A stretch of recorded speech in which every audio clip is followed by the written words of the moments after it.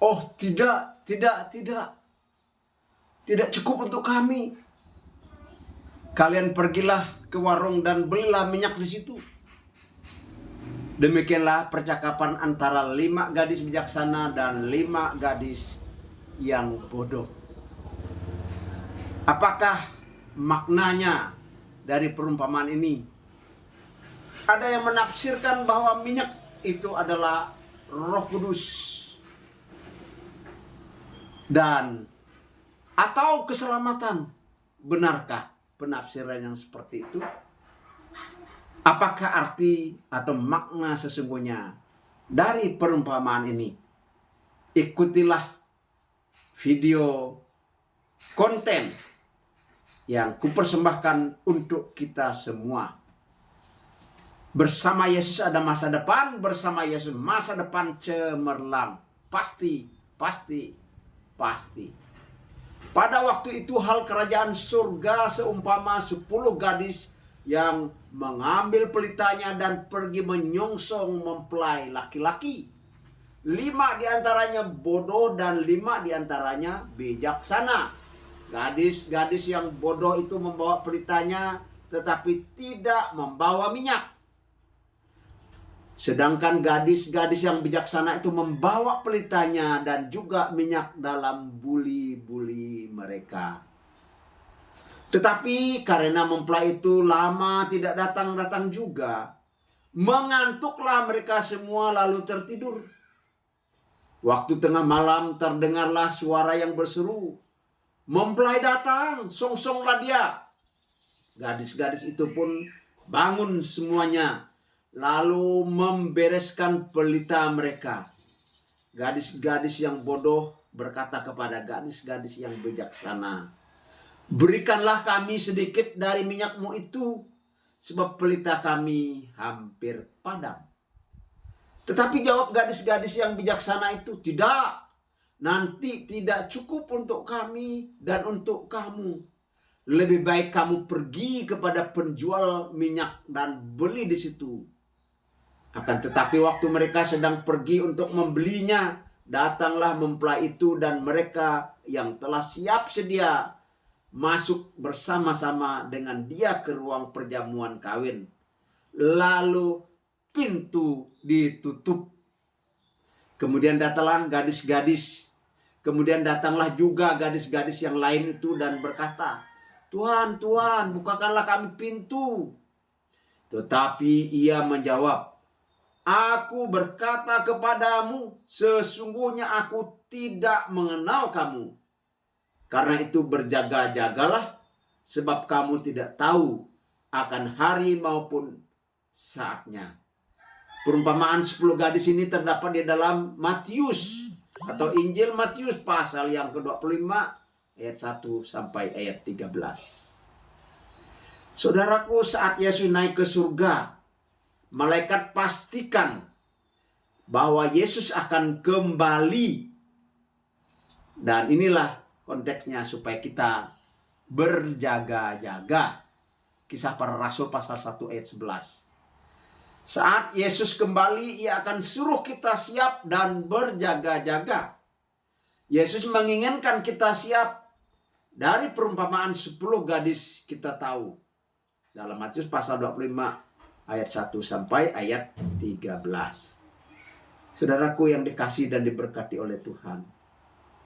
Perumpamaan 10 gadis dan maknanya bagi kita. Makna sebuah perumpamaan, kilas balik dalam pelajaran kita yang lalu.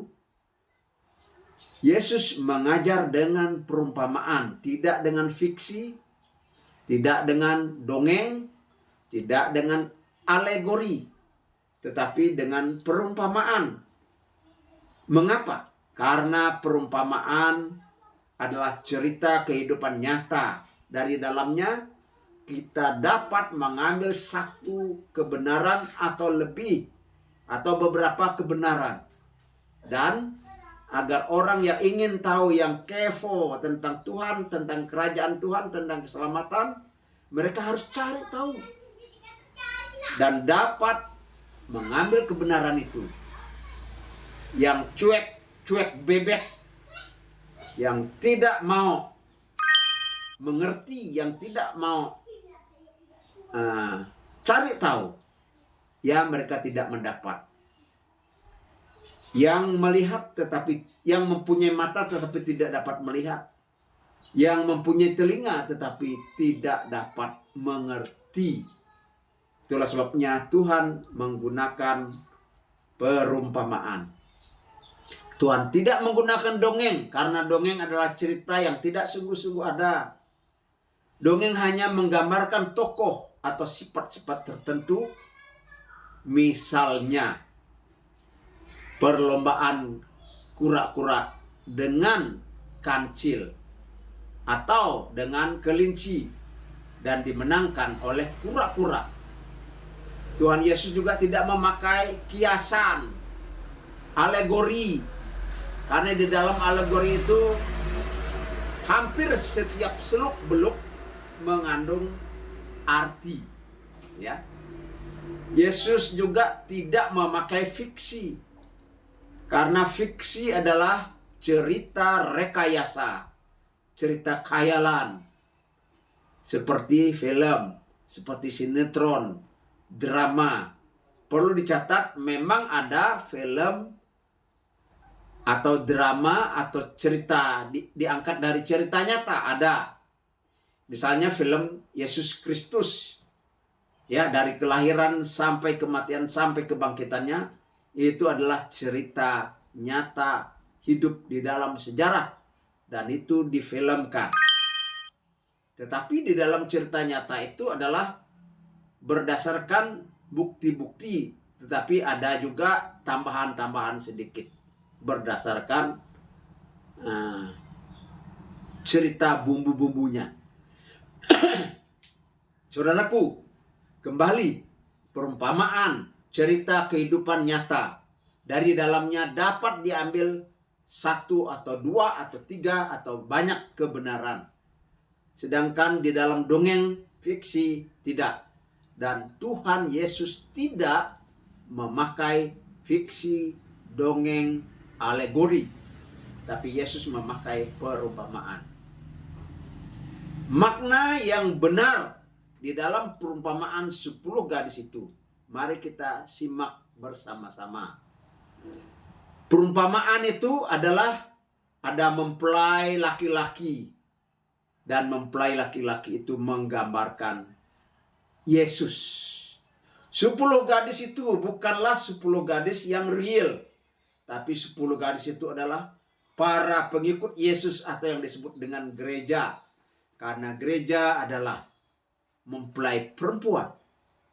5 orang yang bijaksana. Ini adalah pengikut Yesus. Ini adalah gereja yang siap, yang pasti sudah diselamatkan. Yang kelima, orang yang bodoh. Ini adalah pengikut Kristus atau gereja yang hanya casingnya saja dan siap binasa. Hanya namanya saja, hanya beragama saja, beragama Kristen saja, tetapi isinya tidak ada Yesus, tidak ada iman di dalamnya.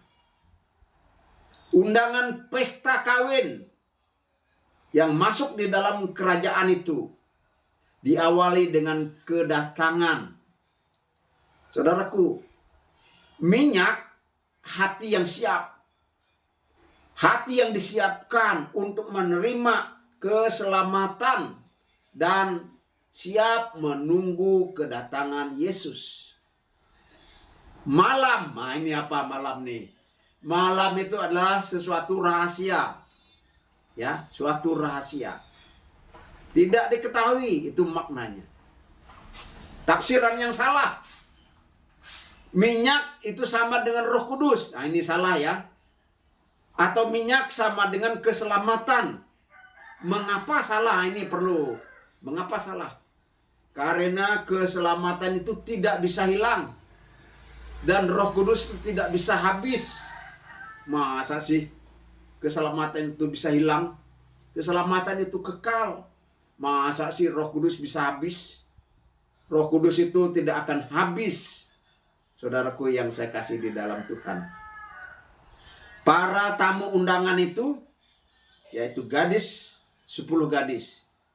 Namun mereka menunggu di tempat ruangan tertentu, bukan di ruangan pesta. Di tempat tertentu, di ruang tunggu itu para undangan tertidur. Ya. Tertidur menggambarkan wah mereka memang lelah. Mereka memang manusiawi. Kalau menunggu itu sesuatu yang membosankan. Namun ada persiapan pengantin di tempat lain. Sedangkan 5 gadis mempersiapkan pelita mereka dan minyak mereka. Sedangkan gadis bodoh cuma main HP saja. Bukan ya, waktu itu belum ada HP ya. Gadis yang bodoh itu tidak siap. Ya, tidak ada iman. Tidak ada Roh Kudus di dalam hidupnya. Saudaraku, perumpamaan 10 gadis dalam Matius pasal 25 ayat 1 sampai 13 ini, ada 5 gadis yang siap, mereka bergegas masuk ruangan, dan ada 5 gadis yang menyongsong mempelai laki-laki. Sedangkan 5 gadis yang bodoh tidak menyongsong mempelai. Dan mereka pun masuk ruangan. Para tamu undangan yang menyongsong mempelai laki-laki dipersilakan masuk ruangan. Para tamu 5 gadis itu diminta untuk masuk dan menikmati persekutuan. Itu menggambarkan orang yang sudah siap, orang yang sudah percaya kepada Yesus, orang yang sudah beriman, mereka yang sudah diselamatkanlah yang berhak masuk ke dalam pesta anak domba atau dalam keselamatan. Saudaraku, 5 gadis bodoh itu ditolak. Ya. Dan penolakannya ini adalah ada suatu pernyataan Tuhan Yesus yang tegas. Saya tidak mengenal kamu. Saya tidak mengenal kamu. Saudaraku, menarik sekali.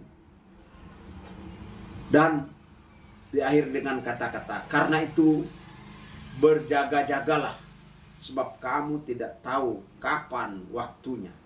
Kairos, ini adalah rahasia. Saudaraku, mari kita masuk ke dalam persamaan dan perbedaan. Persamaannya, semua diundang. Yang kedua, semua memberi tanggapan, ingin hadir. Yang ketiga, semua itu mengasihi mempelai. Mereka mengasihi. Yang keempat, semuanya menunggu dan bosan dan mengantuk, capek dan galau.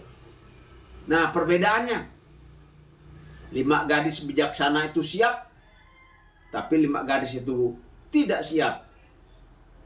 Dia disebut yang siap itu bijaksana, yang tidak siap itu bodoh. Yang kedua, 5 gadis itu diterima, 5 gadis itu ditolak yang lainnya, ya. Yang berikutnya perbedaan yang ketiga, 5 gadis itu ikut pesta. Mereka diselamatkan. Sedangkan 5 gadis itu tidak ikut pesta, dengan kata lain mereka ditolak dan mereka tidak diselamatkan. Saudaraku, menarik ya.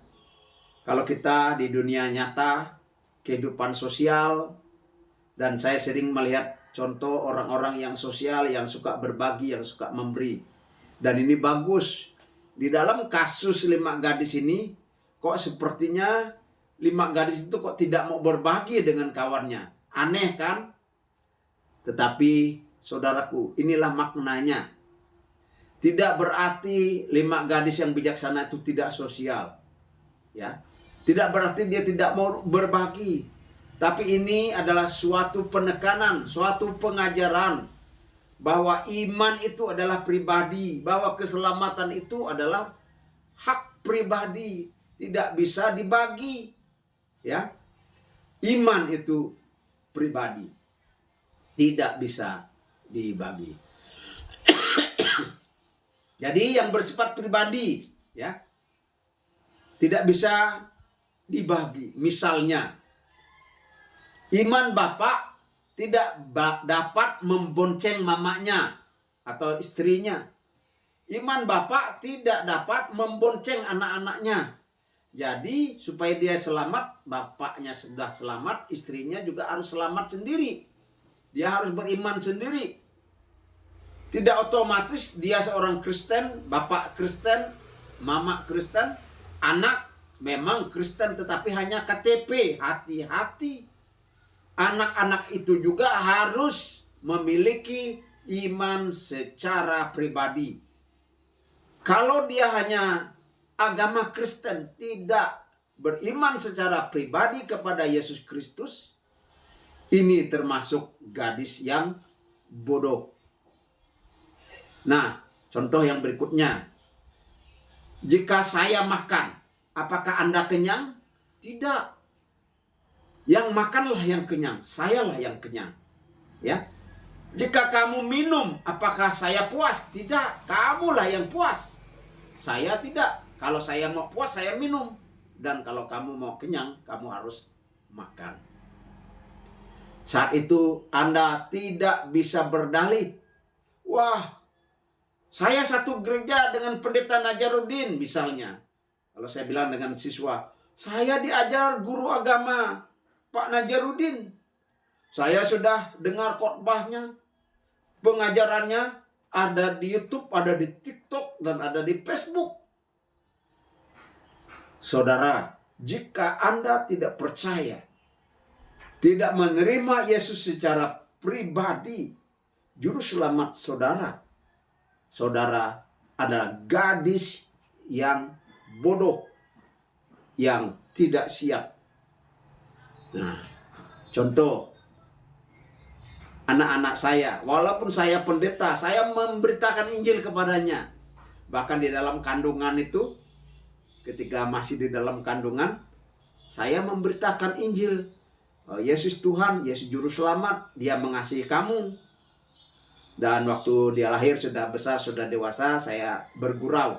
Nah, saya dulu pernah memberitakan Injil kepada kamu dalam perut mamamu. Adakah kamu dengar? Mana bapak ini aneh-aneh katanya. Saudaraku, anak pertama kami, waktu saya mempersiapkan sekolah minggu, saya mau mengajar di Sungai Mau, dan saya mempersiapkan sekolah minggu di Sungai Betung. Ya, dia pada waktu itu berumur 3,5 tahun. Dan saya dalam pelajaran itu saya menantang agar menerima Tuhan Yesus. Lalu anak saya itu mengambil keputusan untuk menerima Tuhan Yesus saat saya mempersiapkan pengajaran di sekolah minggu di Sungai Mau, di Sungai Betung. Saudaraku, demikian juga anak yang kedua, anak yang ketiga, walaupun dia tidak menerima Yesus dengan cara yang sama, dengan cara yang berbeda. Namun yang saya mau tekankan di sini adalah bahwa anak-anak kita, tidak terkecuali anak pendeta, dia harus beriman sendiri. Ya, setelah dia beriman, dia harus kuat imannya. Ajak dia beribadah, ajak menyembah Yesus. Dorong dia gemar berdoa. Latih dia baca firman Tuhan. Dan agar melakukan firman Tuhan. Serta berilah contoh dan teladan di dalam menerapkan firman Tuhan itu. Mengasihi, mengampuni, melayani, dan bermacam-macam contoh. Ajak anak-anak itu aktif melayani. Pelajaran bagi kita sekalian adalah hidup kekal dari Tuhan Yesus di dalam diri seseorang tidak. Tuhan datang pada kairos yang tidak diduga. Penekanannya adalah siaga 1. Ya. Apa yang harus dipersiapkan dalam menantikan kedatangan Yesus? Saudaraku, yang pertama, beriman kepada Yesus secara pribadi. Yang kedua, kuatkan iman kita dari hari ke hari dengan pahami firman Tuhan, dengan melakukan firman Tuhan. Yang ketiga, gemar berdoa, gemar baca firman Tuhan, gemar beribadah. Yang keempat, melatih diri melayani, beritakan Injil terus-menerus. Yang kelima, hadapi tantangan zaman, tantangan hidup, bersaksi. Nah, sekarang di dunia medsos, ramai-ramai kita bersaksi. Dan saya sedang melakukan ini sekarang ini. Yang keenam, jadilah pemenang tiap hari.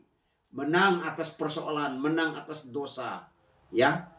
Kemudian yang ketujuh, penuh dengan Roh Kudus. Bersama Yesus ada masa depan, bersama Yesus masa depan cemerlang. Pasti, pasti, pasti. Haleluya.